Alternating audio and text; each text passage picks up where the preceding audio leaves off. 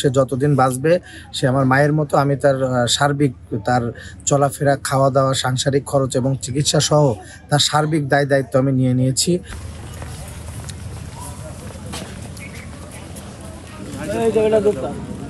সুবাদে সব আছে, ওইগুলো আমি বাজার করে দিব। ঠিক আছে, ওইগুলো আমি আরিফুলদের মাধ্যমে বাজার করে দিব, যাতে আপনার কোনো কষ্ট না হয়। ঠিক আছে। আমার ছেলে পেলের আশা তাদের কিছু দেওয়ার মতন তাদের সমস্যা না, আপনার কিছু লাগবে না, আমি আছি, চিন্তা নেই, দোয়া করবো। আসি, হ্যাঁ, থাকেন আপনারা। খুব কষ্টে জীবন কাটাইছি। খাস জমিনে আমি এখানে খাসের উপরে আমি বসবাস করছি, কিন্তু আমার স্বামী পারিনি, ইনকাম করতে পারিনি, আমার বাড়ি ঘরও সে সারিয়ে দিতে পারিনি। এই অবস্থায় আমি চলাফেরা করি, এইভাবেই আমি দিন কাটাইছি। আমার স্বামীর প্রথম জ্বর আসছিল, তারপরে পেটে যন্ত্রণা তাতানি হয়েছিল, হওয়ার পরে জ্বর কোনো রকম আমি ছাড়াতে পারলাম না। আর হচ্ছে যে ওষুধই খাওয়ালাম, সেই ওষুধ কোনো ওষুধই ধরল না ধরার কারণে তাও বড় আমি পুষ্টি নিয়ে গেছি।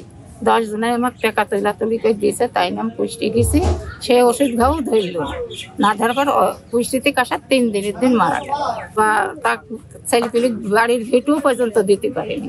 স্কিন শুষ্ক রুক্ষ হয়ে যাবে বলে কি বাইরে যাবে না? জাস্ট 1 2 3 4 করো, স্কিনটাকে রিভাইভ করো। আপনারা জানেন যে আমাদের মিরপুর উপজেলাধীন মালিহাদ ইউনিয়নের এই গ্রামে একজন দরিদ্র মানুষ ছিলেন, রইসুদ্দিন। উনি কিছুদিন আগে মারা গিয়েছে।